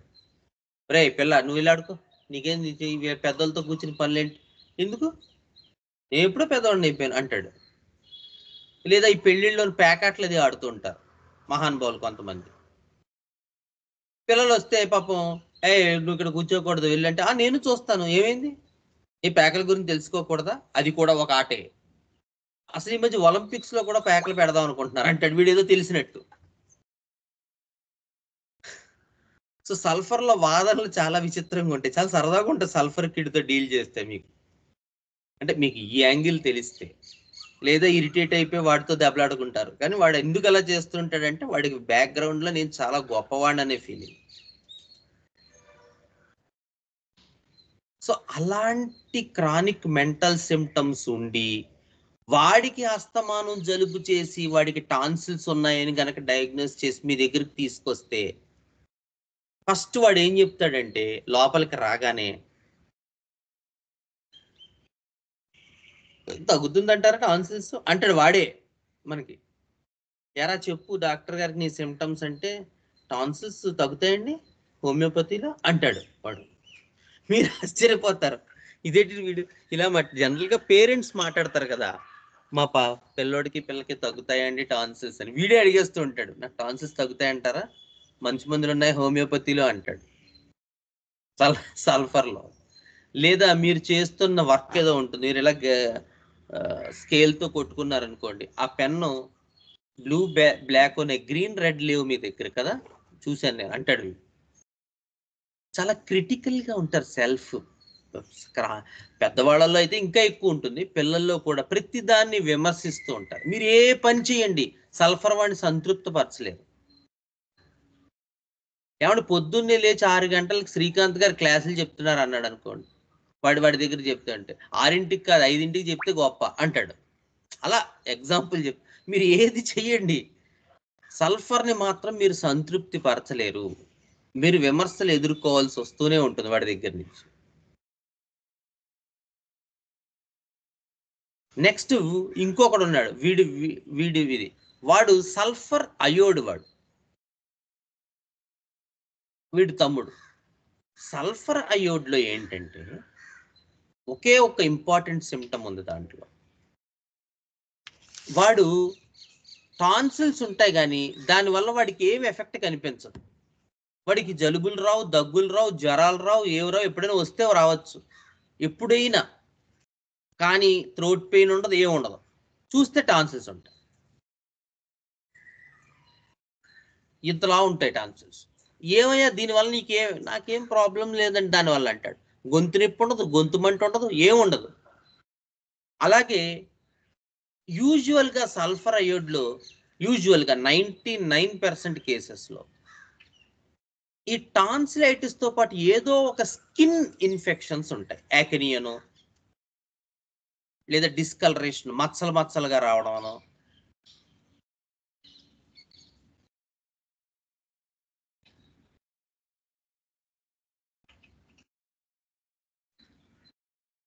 దానివల్ల సల్ఫర్ అయోడ్ ఇండికేట్ అవుతుంది. ఇదే సల్ఫర్ అయోడ్, సింపుల్, 2 మాటలు. వాడికి టాన్సిల్స్ ఉంటాయి కానీ దానివల్ల వాడు ఏమి ఎఫెక్ట్ అవ్వడం ఒకటి. 2, అలాంగ్ విత్ టాన్సిల్స్ ఏదో ఒక రకమైన స్కిన్ ఎఫెక్షన్స్ వాళ్ళలో ఉంటాయి బాడీలో. Next tuberculinum. This is called the king of all the, ఇప్పటిదాకా మనం చెప్పుకున్నటువంటి రెమెడీస్ అన్నిటికీ కూడా కింగ్ ఇది. వీళ్ళు పిల్లల్లో 2 రకాల ట్యూబర్క్యులినమ్స్ ఉంటాయి. ఒకటి అసలు బేసికల్గానే ట్యూబర్క్యులినం ఇండికేట్ అవటం. ఇందాక ఓలియం జెకోరిస్లో చెప్పాం, అస్తమాను చలిగా ఉండడం, 99 టెంపరేచర్ ఉండడం, ఎంత తిన్నా ఆరిపోవడం, డెవలప్ కాకపోవడం బాడీ, డిఫెక్టివ్ ఎసిమిలేషన్, తిన్నది వంట పట్టకపోవడం, ఇవన్నీ ట్యూబర్క్యులినం ఉంటాయి. ప్లస్ డిస్ట్రక్టివ్ టెండెన్సీ, బొమ్మలు తెస్తే విరిచేస్తారు, పిల్లల్ని కొట్టేస్తారు, పేరెంట్స్ మీద తిరగబడతారు, చెయ్యెత్తుతారు పేరెంట్స్ మీద, లేదా పేరెంట్స్ని థ్రెటన్ చేస్తారు, నేను జాగ్రత్తను నా చేతిలో అంటాడు.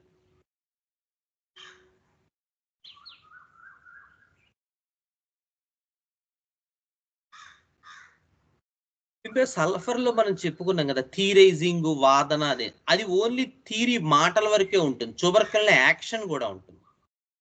కొడతారు పిల్లలు, పెద్దవాళ్ళని కొడతారు, లేదా మిగతా పిల్లల్ని కొడతారు, లేదా తోటి అక్కని, అన్న, తమ్ముడు, చెల్లి, సిబ్లింగ్స్ని కొడతారు.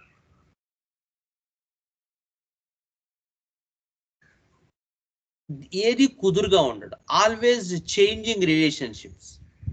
నిన్న శ్వేత నచ్చింది, ఇవాళ బాలా నచ్చింది. ఎవరు నీ ఫ్రెండ్? ఏమో, మొన్నటిదాకా శ్వేతతో చేశాను, ఇప్పుడు బాలాతో చేశాను, నెక్స్ట్ ఇంకొకరితో చేశాను.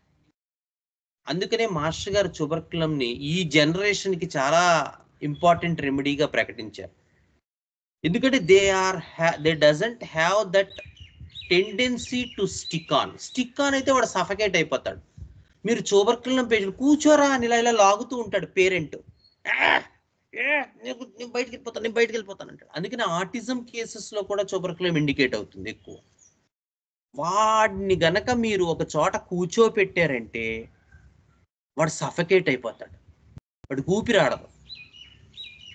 So they always want to move on, అస్తమాను కదలాలి, మూవ్ అవ్వాలి, వాళ్ళు ఉండలేరు స్థిరంగా ఒక చోట. సో ట్యూబర్కులం పిల్లలు, అలాగే పెద్దవాళ్ళలో ట్యూబర్కులం అయితే ఇంకా దారుణంగా ఉంటుంది. నిన్నటిదాకా ఒక బాయ్ ఫ్రెండ్, ఈవేళ ఒక బాయ్ ఫ్రెండ్. రాజమండ్రిలో ఒకళ్ళు, ఏమంటే రాజమండ్రిలో చదువుకునేటప్పుడు, ఇంటర్మీడియట్లో రాజమండ్రి ఉన్నప్పుడు ఒక అమ్మాయి ఉండేది, తర్వాత డిగ్రీ విజయవాడ ఇంకో అమ్మాయి ఉంది, తర్వాత పీజీ హైదరాబాద్ ఇంకో అమ్మాయి ఉంది. అలా రిలేషన్షిప్స్ని ఈజీగా మార్చేయగలరు. So they doesn't have the tendency of natural pure love. అది వస్తువుల పట్ల కూడా అలాగే ఉంటుంది. వస్తువు ఉంది, మొబైల్ పాడైంది, ఆడతాడు, అవతల పడి కొత్తది కొనుక్కో అంటాడు. దేనితోనూ వాళ్ళు స్టిక్ ఆన్ అవ్వలేరు, దేనితోనూ వాళ్ళు ఎంజాయ్ చేయలేరు. దీనికన్నా బెటర్ది కావాలనిపిస్తూ ఉంటుంది. అసలు మనుషులతో అయితే అసలు ఎంజాయ్ చేయలేరు.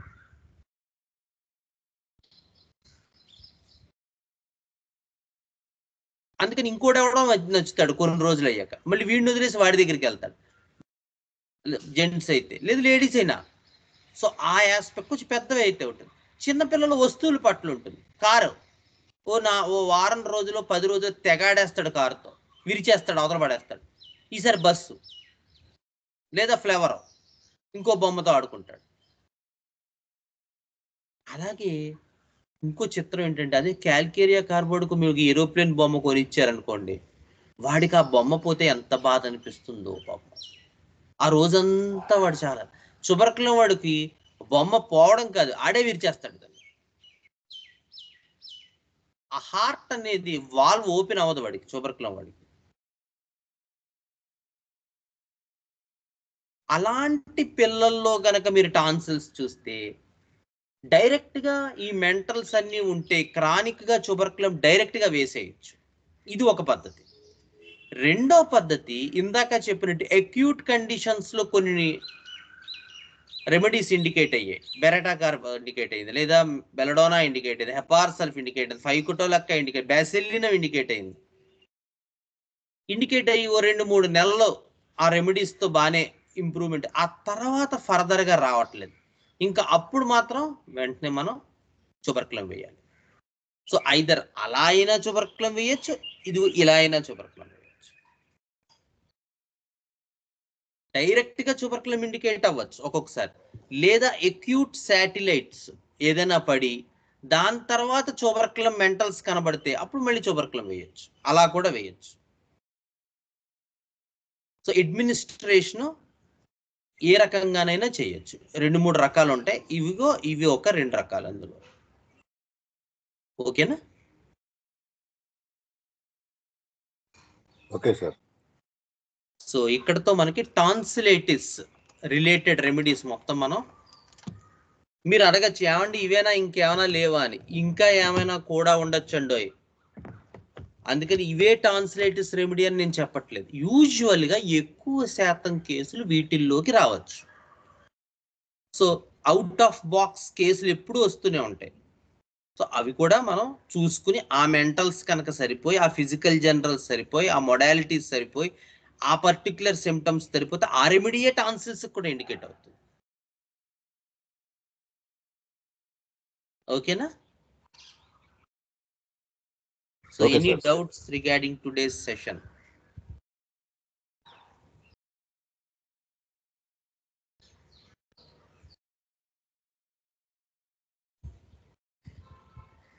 నమస్కారం సార్. ఒకే రెమెడీ మనకి ఎనిమికల్ గాను అదే విధంగా కాంప్లిమెంటరీ గాను డిఫరెంట్ టైంలో డిఫరెంట్ గా యాక్ట్ చేయడానికి అవకాశం ఉందా అండి? చాలా రేర్ అండి అది. అంటే ఇందాక చెప్పాను కదా, యూజువల్ గా కాంప్లిమెంటరీ ఆర్ ఇనిమికల్ అనేవి ఆ రెమెడీస్ ని బట్టి ఉండవు. ఎవరో ఒకళ్ళు దాన్ని ఫైండ్ అవుట్ చేయాలి కదా, అవునా కదా? అవునండి, అవును. వాళ్ళ ఎక్స్పీరియన్స్ ని ఆ విధంగా సెగ్రిగేట్ అంతే చేశారండి. అంతే. ఓకే. ఇదివరకు కూడా మీరు వచ్చారో లేదో, ఇదివరకు కూడా చెప్పాను. అమోనియం కార్బు లెక్సిస్ గురించి కెంటే చెప్పారు ఆ మాట, నేను చెప్పడం కాదు. ఓకే. ఆ తర్వాత ఇది వేయకూడదు అంటారు. ఎందుకు వేయకూడదో క్లియర్ గా ఇచ్చేసారు కెంట్ తన మెడికాలో. ఇట్స్ ఆల్ అబౌట్ ఎక్స్పీరియన్స్ అంతే. అంతేగాని రెమెడీస్ ఏం వాటి కొట్టుకోవు. ఎవరో ఒక పెద్ద ఆయన ఆల్రెడీ వేసి దెబ్బతిని మనకు ఒక ఐడియా ఇచ్చారు. బ్యాసిలినం అని బ్యాసిలినం ఎక్యూట్ రెమెడీ అమ్మా. క్రానిక్ గా బ్యాసిలినం యాక్ట్ చేయలేదు, దానికి అంత స్పియర్ ఉండదు. సో ఎక్యూట్ గా టాన్సిల్స్ వాపు వచ్చి జలుబు చేసి జ్వరం వస్తే బ్యాసిలినం ఇండికేట్ అవుతుంది. తర్వాత 2-3 సార్లు బ్యాసిలినం వేసాక అప్పుడు నిద్ర లేచి ఆగండి మీరు అలా కాదు మెంటల్స్ కూడా రాసుకోవాలని చెప్పి కేసు అంతా తీసుకుని స్టడీ చేసి అప్పుడు బ్యాసిలినం వేయకూడదు. ఇంకప్పుడు ట్యూబర్క్యులోసిస్ అయ్యారు. అలా బ్యాసిలినంలో మెంటల్ సిమ్టమ్స్ ఉండవు. Bacillinum is a superficial remedy which holds very good in acute conditions, but it is not a chronic deep acting remedy which can eradicate the chronic diseases. Okay sir, thank you.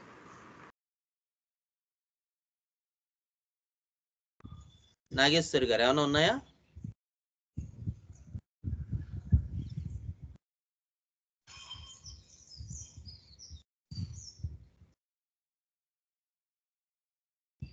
Jayakumar గారు, no డౌట్సా?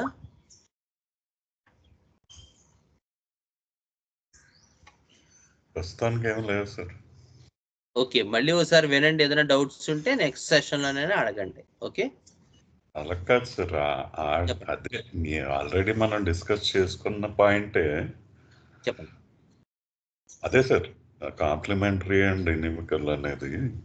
Yes sir. అందులో ఏం చెప్పాలి మళ్ళీ? ఏం చెప్పాలి కాదు sir, అది clarify అయిందా లేదా అనేది పెద్ద డౌట్ సార్. అదే చెప్తున్నాను సార్. మీరు చెప్పింది అర్థమైంది సార్. కాంప్లిమెంటరీ అండ్ ఎనిమికల్ అనేవి రెమెడీస్ ని బట్టి ఉండవు. అంటే ఏ రెమెడీకి కాంప్లిమెంటరీయా ఎనిమికలా, ఫాలోస్ వెల్ల, ఫాలోడ్ బై వెల్ల అనేటువంటిది ఏదైతే గిబ్సన్ మిల్లర్ కెంట్ రెపటరీ వెనకాల ఇచ్చారో అవి ఆల్రెడీ మన యాన్సిస్టర్స్ ఎవరైతే ఉన్నారో హోమియోపతిక్ యాన్సిస్టర్స్, వాళ్ళు మనకి ఇచ్చిన ఒక గైడ్ లైన్స్ ఆ రకంగా వెళ్తే అబ్బాయి ఇది మీకు బాగుంటుందని చెప్పారు వాళ్ళు. అంతే, దాని అర్థం అంతవరకే.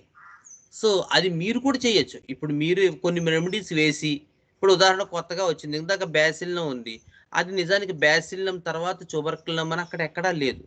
సో బ్యాసిలినం ఫాలోడ్ వెల్ బై ట్యూబర్క్యులం అని మీరు కూడా కెంట్ రెపటరీలో రాయొచ్చు. మీరు పైన ఇంకొకటి ఎడిట్ చెయ్యండి అని చెప్పారు కెంట్. కావాలంటే లెసర్ రైటింగ్స్ చదవండి. మీరు ఎడిట్ చేయండి, ఇంకా నాకు మంచి మంచి ఇన్ఫర్మేషన్ ఇవ్వండి అని చెప్పారు. చేశారు కూడా. జార్జ్ వితాల్కస్ ఉన్నారు, ఎడిషన్స్ టు కెంట్ రిపర్టరీ అని రాశారు ఆయన. ఎందుకంటే ఆయన వర్కౌట్ చేశాడు కాబట్టి. అలా మనం కూడా వర్కౌట్ చెయ్యాలి, ఆ శ్రద్ధ పెట్టాలి దాని మీద, చేస్తే రాయొచ్చు. So it all indicates how much we are putting our focus on our homeopathy. అంతే. మీ point I got it sir. కాకపోతే ప్రాక్టికల్గా నేను చూశాను సార్. ఎపిస్ తర్వాత రూస్టాక్స్ తర్వాత ఎపిస్ ఇచ్చిన కేసు ఒక హార్ట్ కేసు చాలా కాంప్లికేట్ అయిపోయింది. Some other person gave the remedy sir. Okay. నేను రూస్టాక్స్ ఇచ్చిన తర్వాత అది చూసుకున్నారో లేదో తెలియదు, కానీ దాని తర్వాత ఎపిస్ ఇచ్చేసారు. ఆ కేసు ఆల్రెడీ అప్పటికే వాళ్ళకి హార్ట్ బైపాస్ ఏదో అయ్యింది. అది కాస్త యాక్చువల్గా రూస్టాక్సే హార్ట్ కేసెస్లో బైపాస్లు అటువంటి చేసిన కేసెస్లో చాలా జాగ్రత్తగా చూసుకొని కానీ ఇవ్వద్దు అని బుజ్జి గారు లెక్చర్స్లో చెప్పారు సార్. అదే నేను చేసిన ఫాల్ట్ అని అనుకుంటా ఉండగా దానికి తర్వాత చూసుకున్నారో లేదో తెలియదు, కానీ ఎపిస్ 200 ఇచ్చేసారు సార్. సో అంత సివియర్ రిజల్ట్స్ వచ్చే టైంలో ఈ కాంప్లిమెంటరీ అండ్ ఇనిమికల్స్ అనేది ఈకే మాస్టర్ గారు యాక్చువల్గా చెప్పింది అయితే సార్, ఇనిమికల్స్ని అదే రిలేషన్షిప్ ఆఫ్ రెమెడీస్కి నెర్ ఇస్ ది బెస్ట్ ఆప్షన్ అని చెప్పారు సార్. అవును. ఆ నెర్రలో చూసి నేను అడుగుతున్న క్వశ్చన్ సార్ ఇది. అంటే ఏం లేదు సార్, ఒకసారి మనం ఎప్పుడైతే అంత కాంప్లికేటెడ్ రిజల్ట్ చూసామో, సఫరింగ్ చూసామో పేషెంట్లో, తర్వాత నుంచి వచ్చేసరికి ఆ డౌట్ మ్యాగ్నిఫై అయిపోతుంది కదా సార్. ఇప్పుడు మెర్కార్ ఒక నెర్లోనే కాంప్లిమెంటరీ అని ఇచ్చారు సార్ సిల్కాకి. At the same time merc sol ఏమో ఇనిమికల్ ఇచ్చారు సార్. ఇప్పుడు అది మనం ఎప్పుడైనా సరే అడ్మినిస్టర్ చేసేటప్పుడు ఆ డౌట్ వచ్చేస్తూ ఉంటుంది కదా సార్. ఒకసారి కేసు చూసాక, ఎపిస్ రూస్టాక్స్ కేసు చూసినా కూడా దానికి దీనికి సంబంధం లేకపోయినా సరే, ఒక పేషెంట్ ఎప్పుడైతే సఫర్ అయ్యాడో ఇటువంటి సిచ్యువేషన్స్లోకి వచ్చేసరికి కొంత ఆ డౌట్ క్రియేట్ అయిపోతుంది కదా సార్ మైండ్లో. అవును. అందుకంటున్నాను సార్, అంత స్పెసిఫిక్గా నేను అడగటానికి కారణం.